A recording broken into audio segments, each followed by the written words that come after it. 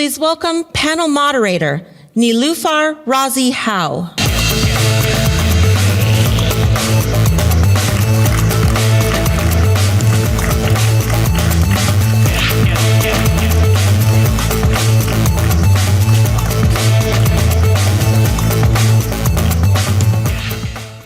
Good afternoon, everyone. I really want to thank the RSA Conference for letting us have this important conversation about cyber diplomacy.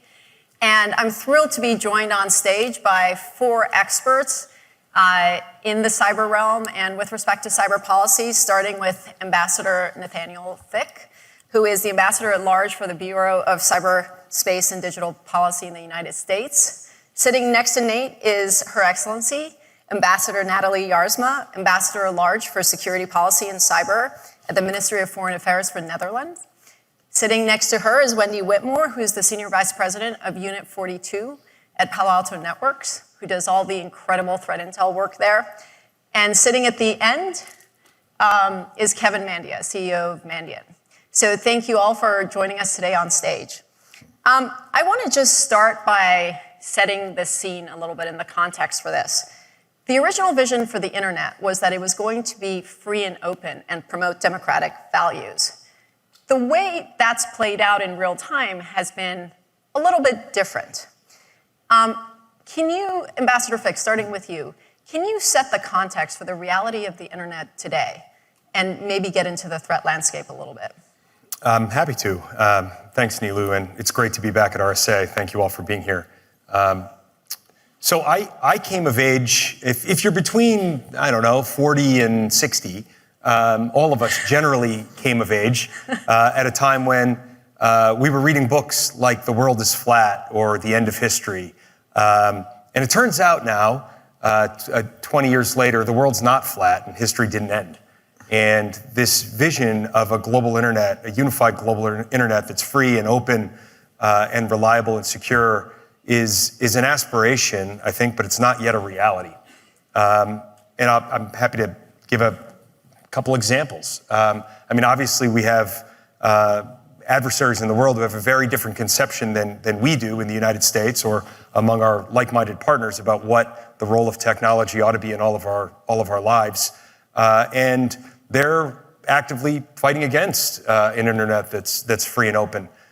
So I think what that means for us is we ought to anchor all of our policies in this area in a positive, affirmative vision.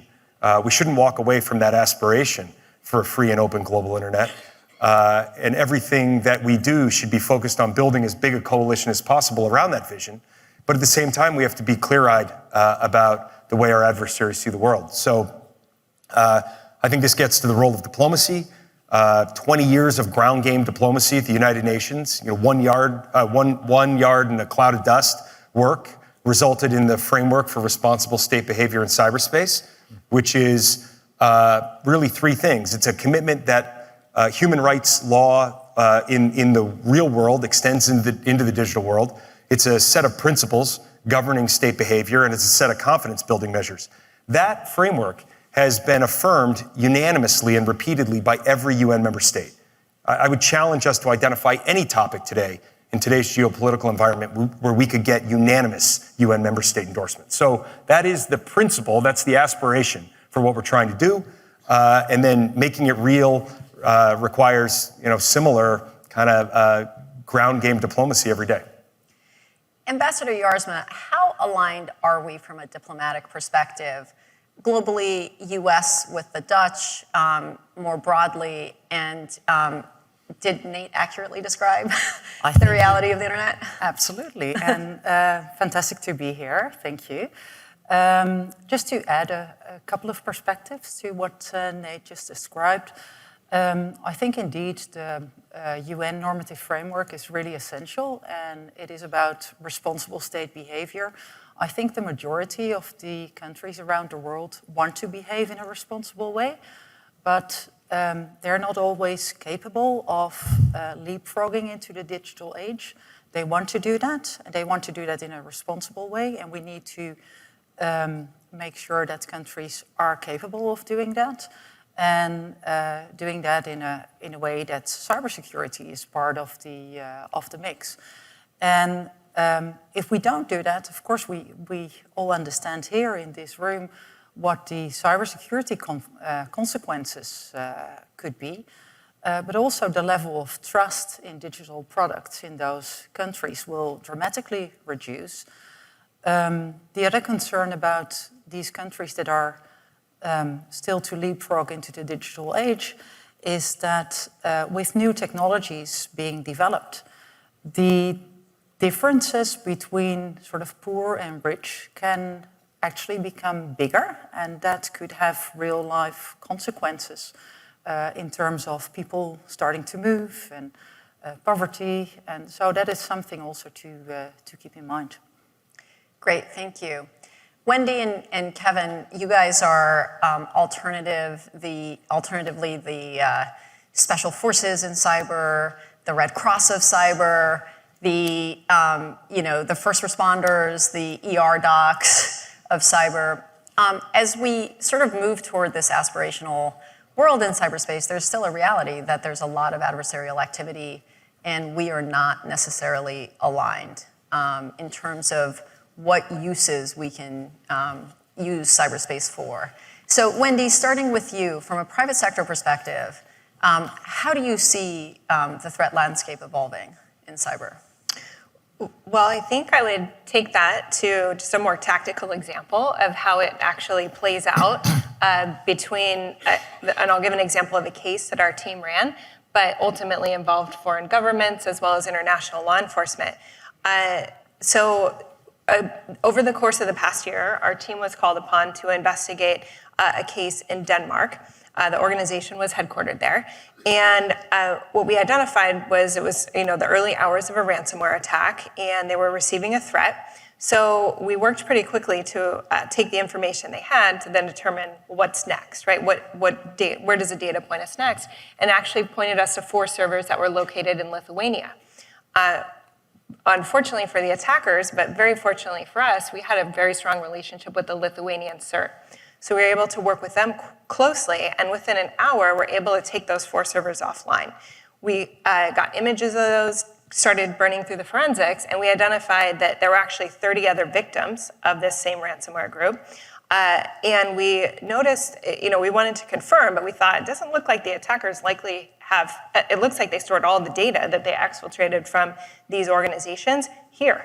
So sure enough, the attackers got in contact with us, asked us, hey, we're demanding, their initial demand was $12 million, US dollars.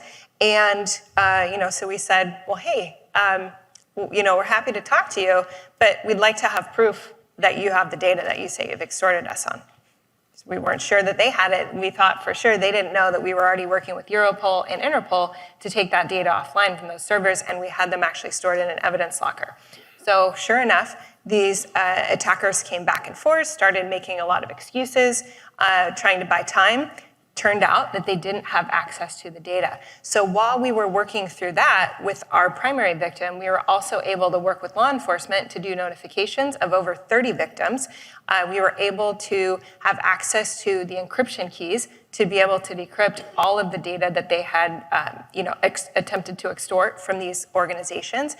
And so not only did we enable our victim to not have to pay this massive ransom, but we actually prevented them from being successful in 30 other organizations. And then we're able to give that information to law enforcement and officials abroad to be able to track down people responsible for this actual attack. So I think, it's one thing for us to broadly state, I'm a huge proponent of public and private partnerships. Palo Alto Networks is. I'm sure all of us here can agree on that. But when it gets down to the tactical differentiators of here's the work that we can do to make a true impact on cybercrime, when we have that whole flow working, I think it really can be pretty empowering.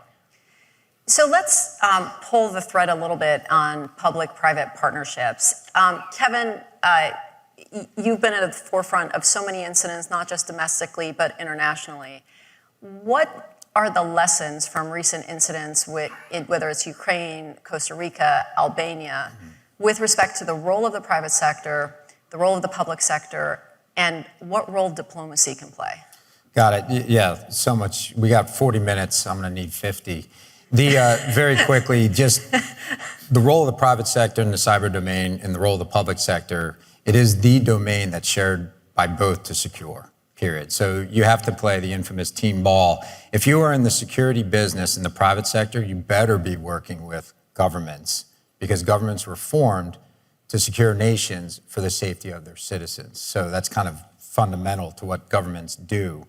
Ukraine's a great example because everybody worked together. Palo Alto Networks, the private sector, Microsoft wrote a great report. Mandiant had people on the ground there responding at the time of impact, pre-invasion, post-invasion. And you want to be at the center of the cybersecurity universe. And at the time, last February and March, that's what, and even prior to that, Ukraine was. You saw in the United States, CISA set up really a means to communicate all TTPs and threat intel in a live feed to a bunch of different organizations that are critical to detecting new and novel attacks, as well as, and what do you do about those new and novel attacks? What's interesting to me is, and why this panel is so important though, is tools, technology, and people will not solve the cybersecurity problem. You still have to have diplomacy. On any given day, we'll wake up and there might be, hey, it's a great day for the cyber domain. There was no new 0 days. Everybody's good to go. We're not seeing any fires, and you get a respite. But it's a ecosystem that can get vulnerable or fragile very quickly. Hence, you need to have a deterrence during times of peace, period. And we don't always know the impact of any modern cyber attack. There can be collateral damage. It's hard to govern downrange the impact of some of the things that people do. And because of that, for years, everybody inside baseball, as we say, have recognized how critical diplomacy is, kind of the final leg of the journey. Without diplomacy, both on offense, rules of engagement, how should we behave, and diplomacy and partnerships to create risks or repercussions, you're just going to constantly be playing goalie in cyber domain, and goalies give up goals. Before we turn to our next question, I just want to let the audience know that we will open up to Q&A toward the end of the discussion. And if you prefer to tweet questions to me, that's all I'm checking on my phone. My handle is @NilouferHow. So feel free to tweet questions and I'll go through them and ask ones that might be relevant to the conversation. So I want to open this question up. Kevin, you bring up cyber diplomacy and the importance of cyber diplomacy. How can cyber diplomacy, do we have concrete examples of how cyber diplomacy has actually reduced the threat and driven outcomes? Or are we too early days so far? Who wants to take this? Yeah, sure. I think cyber diplomacy, like sort of the results, it's a mixed bag. As Nate was saying, we've had 20 years of negotiations about a normative framework. That's cyber diplomacy. It's nations coming together and agreeing on what is responsible state behavior. So we built a very clear yardstick to measure responsible and not responsible state behavior. In the recent years, we have made, I think, great efforts in terms of calling malicious behavior out. I think we need to do better in terms of getting feedback loops on that, but we do know that statements have led to discussions in those countries. I think another result is that we are still talking also to countries that are actually having an active cyber program against us. And also within the UN, we're still talking. So that is, that's a good thing. But indeed, we also need to do better.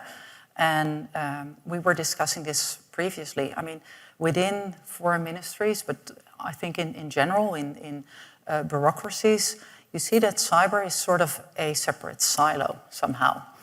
And we need to be better at integrating it into our overall foreign policy.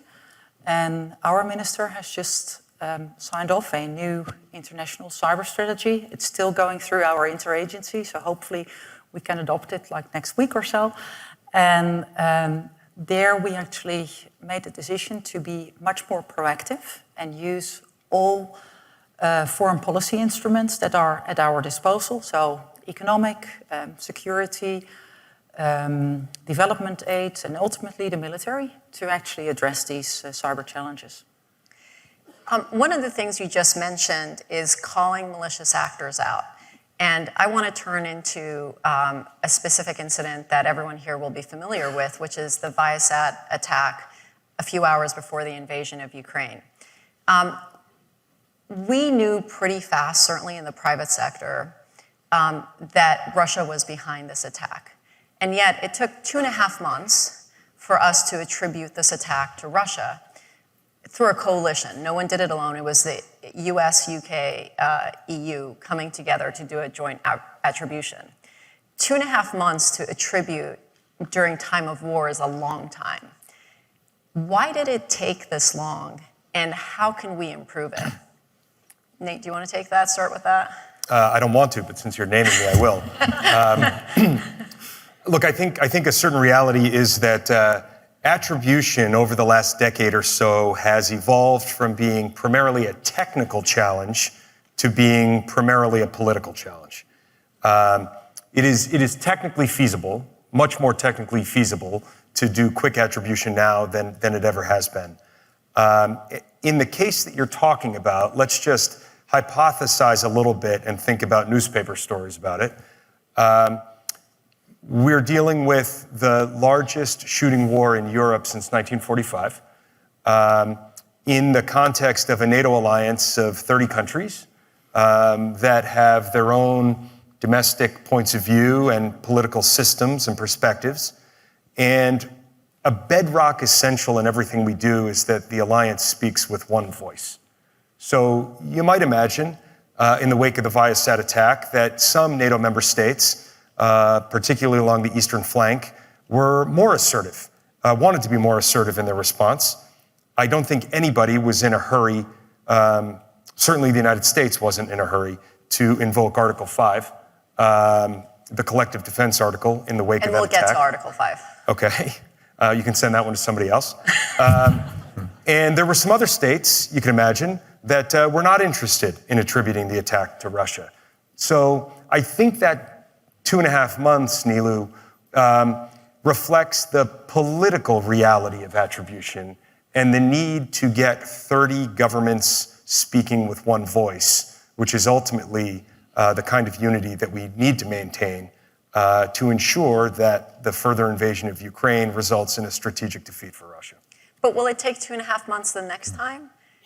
Because in an act of war, it's still a long time to do attribution. Or have we changed the mechanisms, and are we building trust? Kevin, I think Well, I think there's public attribution, then there's attribution. And so they're different. But I was thinking about the history of it, because I remember when in 2014 Sony Pictures was breached, the President of the United States got on TV and said, North Korea hacked Sony Pictures. That's pretty clear attribution on, you think, unless you thought it was Wag the Dog. But then you go to, maybe it was 2016, Anthem's breached, and to us it was really obvious that breach was Chinese cyber espionage, and there was not a peep.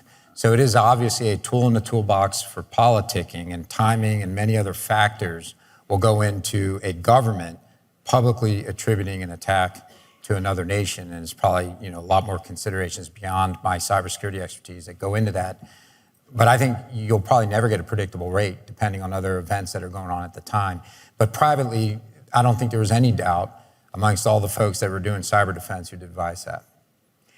What's interesting about the 2014 Sony attack is when President Obama attributed it to North Korea, it created a whole bunch of doubt that it was actually North Korea because we did it alone. And so this change in policy, which is we will not do attribution alone, which Ambassador Fick, you just talked about, I think is an important change in policy as well. Kevin or Wendy, can you guys talk a little bit about how the private sector can support this process of confirming attribution from a technical perspective? And again, whether politically we make the attribution, I agree, is a more complicated question. Sure, I'll start and then turn it to Kevin. But I think the reality that if there ever was one single source of truth, if that ever existed in the cyber domain, I'm not sure that it did, but it certainly doesn't today, right? And so what it requires is triangulation across such a wide variety of data sources, and the insights that Kevin's team has telemetry into are going to be different, and I think quite complementary to the insights that our teams might have with access to network, cloud, and endpoints, and then different than what FBI might have, what the NSA might see, what CISA might see. But the reality is that all of those data sources and being aligned and being able to pull in the artifacts to get to decisions is really what's key. And us being able to do that at speed from an information sharing perspective will get us to those answers sooner, and maybe to help Nate out, right? Be able to get those answers quicker so that the next time it doesn't take 2.5 months. I would like to add something on the information sharing, because I think that's crucial. I mean, you just mentioned sort of 3 entities coming on board on the attribution, but the reality is that that 3rd entity was the EU, and that's 27 countries. Right. So these 27 countries need to negotiate among themselves on the exact language, and based on the information that they have. And there, of course, we rely heavily on intelligence. And I think here we really welcome the information that is shared by the private sector, sometimes behind closed doors, sometimes out in the open. And actually, when it is shared openly, I think it also helps to make sort of societies more aware of what's going on. So we really welcome that, and it certainly helps to speed up our processes. One question, how has the role of the private sector changed in active conflict? And in what ways is that supporting cyber diplomacy, and in what ways does it complicate cyber diplomacy? Kevin or Wendy, do you want to talk about how the role of the private sector... I would love to hear how Nathaniel thinks about it. First, just before I opine, I'd love to hear that. I'm happy to share a point of view. I think that most dark clouds have a silver lining, maybe not every. The cloud of the Ukraine war is certainly dark, but if there is a silver lining, it's that, in my view, it accelerated public-private collaboration in a way that was extraordinary. I spent 10 years as a CEO in the cybersecurity space, and when I would get hauled into a government meeting, my eyes tended to glaze over because public-private partnership usually didn't mean much. In this case, it really has. So whether it's migration of the Ukrainian government enterprise to the cloud, or the proliferation of satellite communications, or the incredible threat intelligence feedback OODA loop that's really helped in blunting Russian attacks inside Ukraine. This has been a seismic shift, I think, in how governments and industry collaborate. And there's some lessons here that I know all of us are working to capture and hope that we can apply in future cases. What would those lessons be? Well, so things have changed, because I remember in the 90s, the risks and repercussions to a breach were few, but the impact wasn't as big. But we all depend on technology now, where our lives run on it. Everything we buy, how businesses run. When businesses come off the grid, they can't even operate. And now cyber domain has national security implications when there's attacks. And so obviously the government and the private sector have to work better together, and it does. At Mandiant and at PAN and most security companies, maybe we compete on the surface, but every time we see new and novel, phones are getting picked up, people are getting called. Have you seen this before? That doesn't betray the privacy of the victims. It doesn't do anything other than help us protect nations from the attack, organizations from the attack. And that's happening faster and faster. We even see it this year. For the last 15 years, we've tracked a thing called dwell time at Mandiant. And we responded to over 1,100 breaches in the last year, and dwell time's down to 16 days, meaning from the moment someone's compromised to the moment they know. When you go to zero-day development, it's rocket shipped up to 55 0 days in the last 12 months after nearly 2 decades of averaging somewhere around a dozen. And it's because we're getting better at shutting the window of exposure, and that's done by the private sector sharing amongst each other, regardless of competition, as well as sharing it with the amplifier, which is now in the United States primarily CISA, going to the Cyber Security and Infrastructure Security Agency. So everybody stumbles through that one. But, and so the bottom line is that's my way of saying the whole darn thing is compressing the window of exposure for organizations, and that's a good thing. And I think what, just to add on to what Kevin's saying there is what, your question about well, what is it, private sector, how are we impacting it here? Well, he's talking about increasing the cost to the attackers, right? The more we force them to use more 0 days in a shorter period of time, it costs them time and money and skills to develop those. So it essentially is then forcing them to enact more, to raise kind of their playbooks. And ultimately, I think putting pressure that then from a diplomatic perspective, we can decide how to leverage that. I'd like to just point out that how private sector makes diplomacy more complicated hasn't been addressed yet, but I want to actually ground it in something. Well, you got to, in the private sector, we write reports all the time, so to address I was that gonna refer directly, to one, you don't just throw them out there. You really do have to have some kind of barometer for what the impact would be. You don't write reports for marketing purposes. You don't write reports just to get your name out there. You have to be intentional. You have to work with government partners and recognize that you can have the right impact when you do things like publicly attribute for something, or even when you commute 0 days and you're writing about those. You have to work with the vendors and sometimes government partners to make sure you do it in the right way. So, there's probably a 20-page book on how to do it, but the bottom line is you can't just throw things out there. You do have to coordinate with the right folks. And a really interesting example there is Mandiant's APT1 report, which came out in 2013, 2014. Up until that point, Right. Our strategy with China was one of engagement. That was a wake-up call for a lot of folks that China was doing some things that weren't necessarily friendly with respect to the U.S. Do you want to talk about a little bit the impact of that report and when you're on the inside, fallout? it's hard to tell because, to be clear, we wrote a report, I think it was like February 18th of 2013, so we're going back over a decade. But I remember working with David Sanger of the New York Times on this report, and I just went to work the next day thinking no one was going to read the article, so I misread the moment. But what we were trying to do at that time was there was a whole bunch of CEOs, really worldwide, being compromised from China because there were no rules of engagement. There was no standard of behavior or expectations of behavior by nations going on offense. So you had frustrated CEOs. You had Congressman Mike Rogers trying to say we need an information sharing law in the United States. And so there's a lot, and by the way, there's probably 6 other factors that kind of put us in the chute to get something out. Plus, we had been responding to the exact same intrusion set for 7 straight years, 141 victims, and nobody seemed to be having dialogue about it. So that was a clear opportunity to give the government a tool to start dialogue about the issues. And a lot of times I think it is easier for the private sector to say, China's doing this or North Korea is doing this, because it's a little bit less pie in the face to a nation when a private sector does it. Because by the way, every time we accuse China of anything, we are irresponsible and wrong. We can handle that. Does it create risk for the private sector to be this involved in driving policy? And Ambassador Fick used to be in the private sector and on the receiving end of it. Look, I think the APT1 report really changed everything. I mean, that was a watershed moment in how industry contributed to the public dialogue.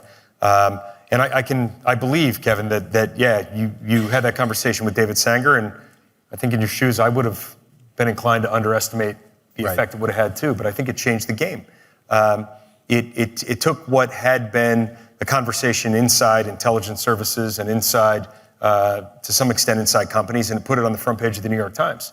And it changed the public dialogue in a way that from my perspective, has been incredibly helpful and healthy in getting us oriented and focused on a major strategic competition. And we see this continuing to play out across every technology area.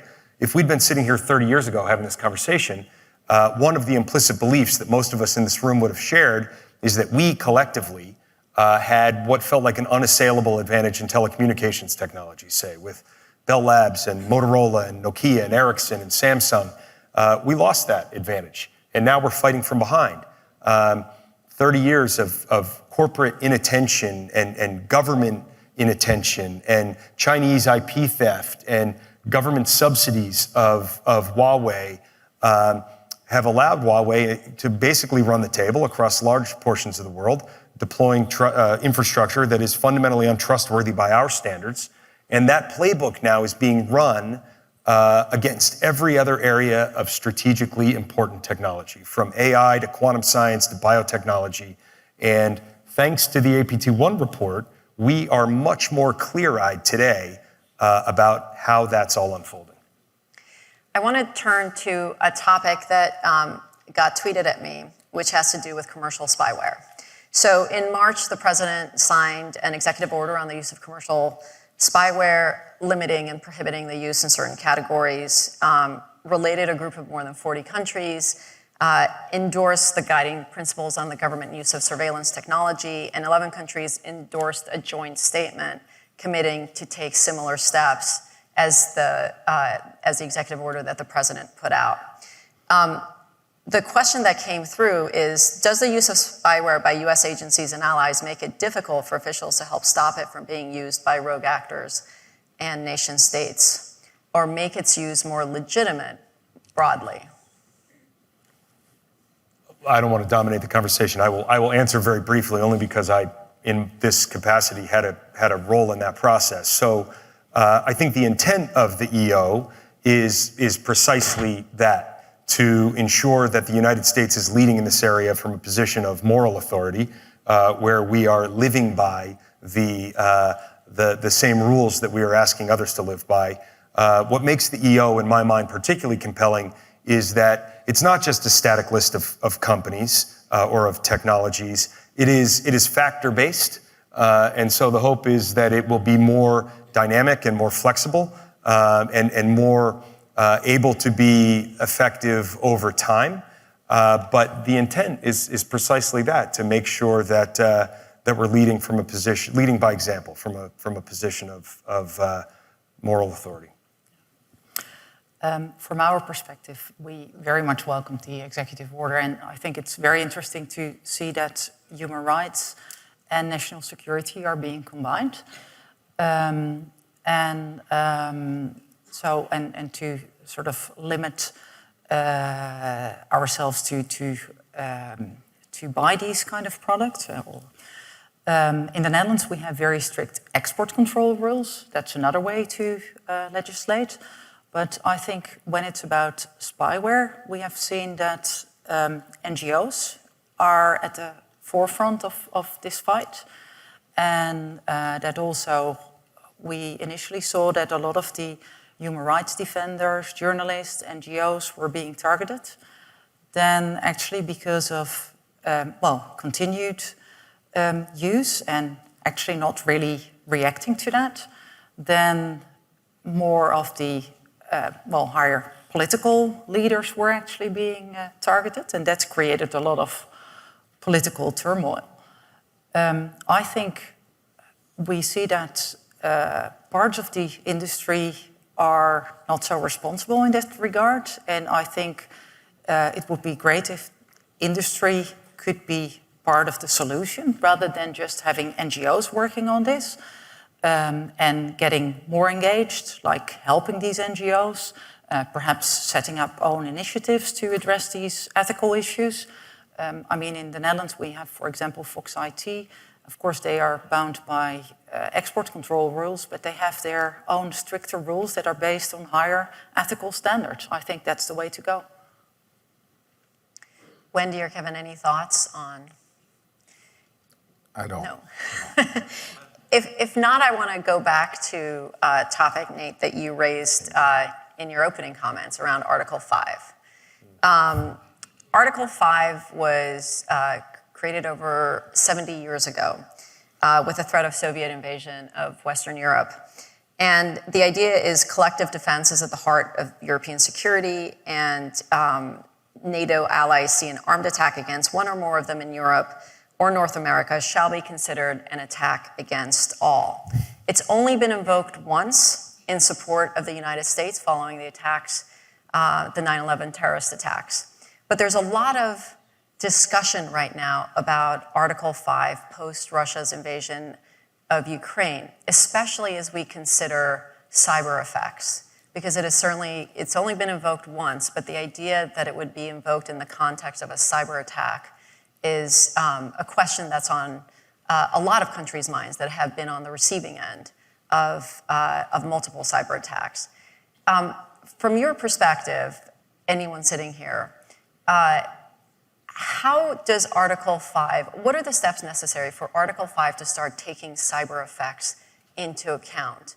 And how do we develop the right escalation policy that then defines how it could be invoked? Who wants to take that simple question on? Well, first of all, Article 5 is about the impact and not the tool that has been used. So it's always case by case.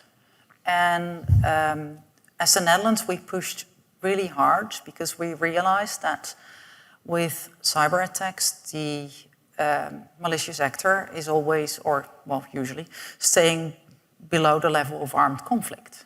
That's what we see. And that's, of course, we're being challenged all the time. So NATO has made a decision, and as the Netherlands, we pushed hard for this, to actually make it possible that accumulation of cyber attacks actually also could result in an Article 5 situation. But then again, it's case by case, it's the impact, and it's really a matter of the decision making within the alliance. I think what would be good for allies to do is to have the internal discussions about what do we see as sort of thresholds for our potential reactions, and not necessarily like Article 5 related, but more sort of doing this thinking exercise and including the political leadership in these thinking exercises. And then, of course, that is needed to perhaps then follow up at NATO level. If I can just add to that, and I agree with everything that Natalie has said, I think it seems pretty clear that we're in a deterrent hole in many ways, where our adversaries seek to do things to us using digital means that they would never do to us using kinetic means because of the clarity of the response policies. And so it is to our collective advantage to clarify and then enforce how we respond to what. As Natalie said, we're really talking about activity below the threshold of the use of force. Above the threshold, you trigger all those other things that we're familiar with. All the way at the lower end of the spectrum, you have the sort of nuisance attacks that obviously are not going to trigger any sort of military response. And the interesting conversation is there in the middle.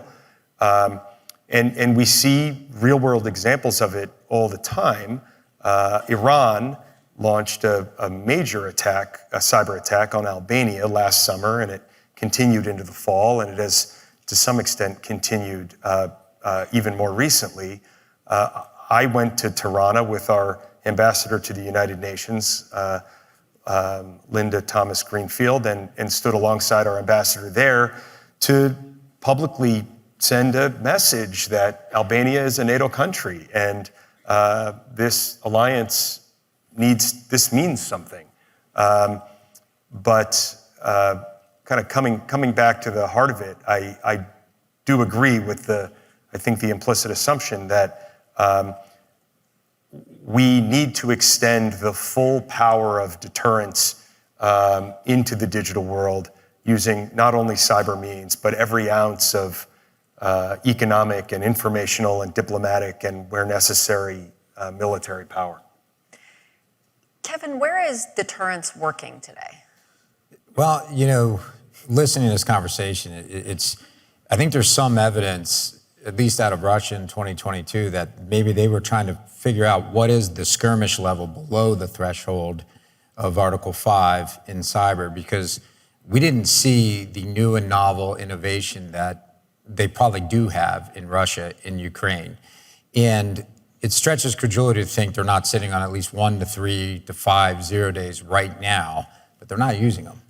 So maybe that is a diplomatic or policy decision to say, we're not sure about the collateral damage if we do these sort of things. We're not sure what the reaction will be, meaning the Russians aren't sure what the reaction of NATO will be. So we just see the blunt force trauma attacks in Ukraine right now. And we're at over 30 organizations over there responding every day and watching it. And even I expected something new and novel. So I think there was a decision made. We're not going to increment in cyber just yet for whatever reason. And maybe that was the ambiguity of the red line in cyber is still sort of unknown.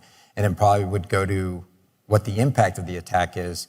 And cyber attacks, if widespread, if all you did today said, oh, I got a 0 day and it works on this Windows box, and you just sprayed and prayed it, you have no idea what you're shutting down at that point. If you're irresponsible and don't put guardrails on how you execute in cyber, you have no idea what the butterfly effect might be on those things. Wendy, from your perspective, is deterrence working? I think, yes, deterrence is working. It's sometimes, I think, hard to quantify, right, specifically where, but I think, if we're tying this discussion to taking it out of the nation state landscape and into cyber criminal landscape, you can talk about, certainly the National Cybersecurity Strategy that was released, and there's a whole wide variety of comments and topics in there, but one of them specifically talked about disruption to attacker infrastructure. And that's an area where we certainly see in the cyber criminal landscape a fair amount of disruption activity that requires a great deal of public and private information sharing to enact. Now, it's hard to quantify, to your question, right? It's hard to quantify the specific impact because we see the tactics in near term right now where we're saying, okay, these groups are shifting their, trading players more frequently than, happens in the, the football season. But that said, there's certainly, we're increasing the cost when we do that. And so kind of getting back to some of these earlier comments. So to that degree that results in deterrence for future actors, I think that's certainly to a degree part of it. Great. So if folks have questions, there's a microphone right here. What I would ask is please go to the microphone. It's right in front of me if anyone has a question. Otherwise, there is another one that's come in through the metaverse. I just had another angle on that because I felt it's hard to measure if deterrence is working, in my opinion. I go right to the risk side of it. I don't think we're imposing a lot of risk to the financial criminals or to cyber espionage out of China or cyber espionage out of Russia. So on the risk side of things, you're not waking up every day going, wow, we just, we took digital evidence and we got to a human and did something. It happens from time to time, but another reason why international cooperation and diplomacy matters so much is the only actual deterrence to cyber attacks, quite frankly, is you go from digital evidence to a human and grab the person. You get the person, say, that's you can't do that. Everything else isn't real risk. Naughty, don't do that, isn't gonna stop it.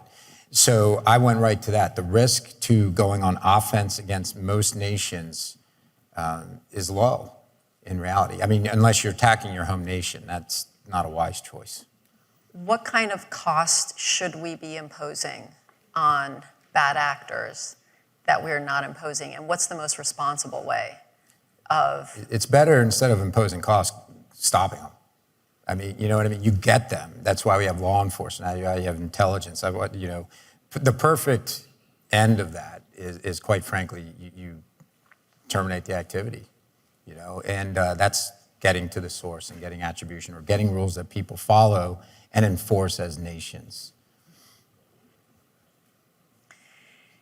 So as you look forward, what are the technologies on the horizon that you are most concerned about and we have the biggest opportunity with ensuring safeguarding using cyber diplomacy?